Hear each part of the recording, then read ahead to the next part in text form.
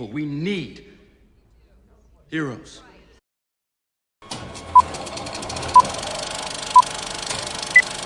Welcome to the Critical Cinema Club. I'm Colin. I'm Sean.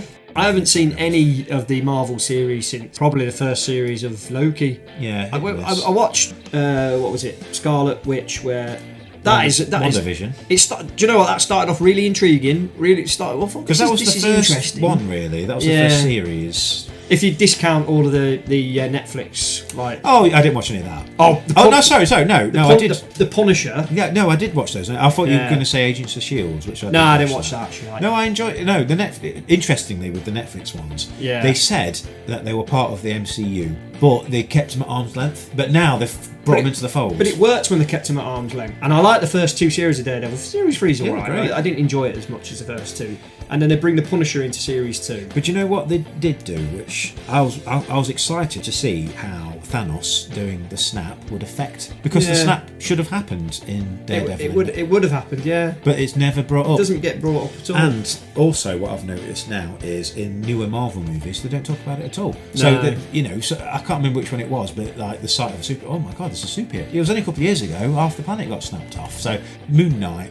Right, watching that. I only managed to watch the first two episodes. I watched it all, but it just. I'm always, when I'm watching these shows now, I'm always fascinated to know what happened with these people who got snapped away, and it's never really mentioned. People just go on with their lives like if that was to happen in real life, like COVID or something, it would completely change how people interact with each other. Yeah. I mean, while we're on it, I'd love to know what happened in that 5 years. Sure, there's a million stories you could tell. Oh, of course, yeah. But they sort of unsnap it and then hey. Yeah, it's all good, and they've got all the female characters lining up to have a go. Oh, don't.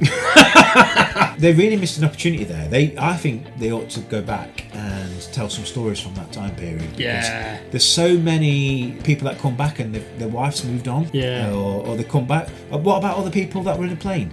Yeah. Imagine they get snapped. So Hulk snapped them back. Yeah. And then someone's like 10,000 feet in the air.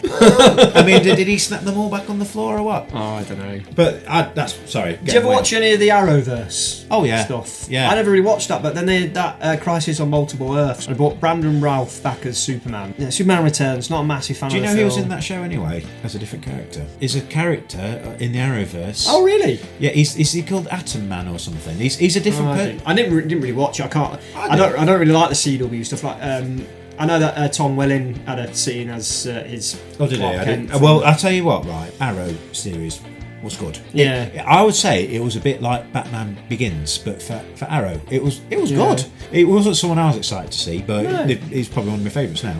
But Arrow was done well in that first series, and they did a series 2, and they had Deathstroke in.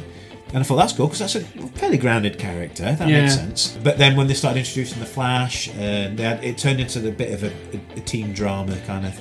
I switched off by then because it started getting a bit crazy. Yeah. But yes, Brandon Routh was in. I can't remember if it's Arrow or the Flash.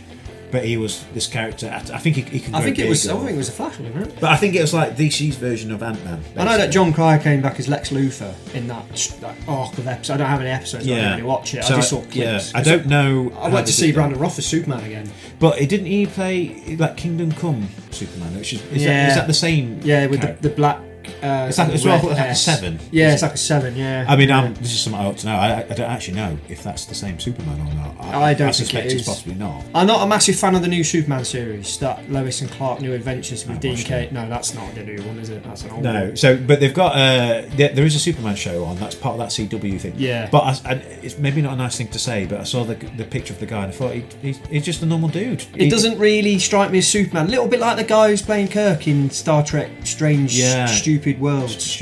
But what's happened there is Henry Cavill was almost too good for the role with the physique he brought and the personality in it. I thought, wow, that's he's perfect for the role. Yeah. But it just, I mean, Man of Steel, I thought was a good start to it all. It wasn't the Iron Man start that they were hoping promising, for. No. It was a promising start, and then to go straight into Batman vs Superman, I thought, no, we should have had another standalone film, because that's what they did with Iron Man. They had a standalone film. Someone interfered there and said, look, you've got to do a team up. Yeah. And they did it at Marvel. Yeah, but yes, you're right. What they should have done is a slow burn where you had maybe Batman appear in the next Superman film.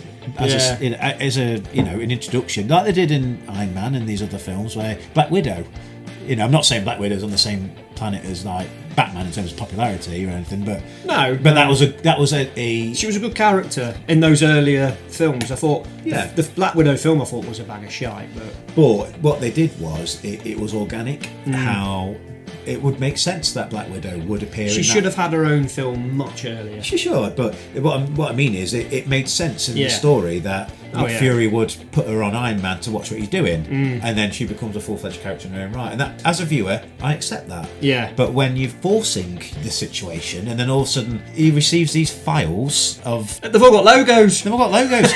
And then, you've got, what's his face, the Flash, on there. Is Lex Luthor a graphic designer or something? Is that who we get it from? Yeah.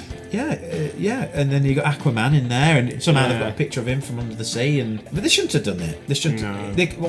I don't know why there was in such a rush, because you could make a lot of money. Rome wasn't built in a day. DC should have copied those individual movies, apart from the Thor movies, were entertaining in their own right. You don't rush a story like that. So Iron Man 2, it's not as good as Iron Man 1, but it's a good story. It's got its place, I think. It's got its place. But the first phase, you've got 4 or 5 movies where they build up to the first time they meet each other. And not all of those movies were perfect. No. I mean, I would say Iron Man's a near perfect film. I love it. But what they could have done, which they didn't, which is good, is right, Thanos.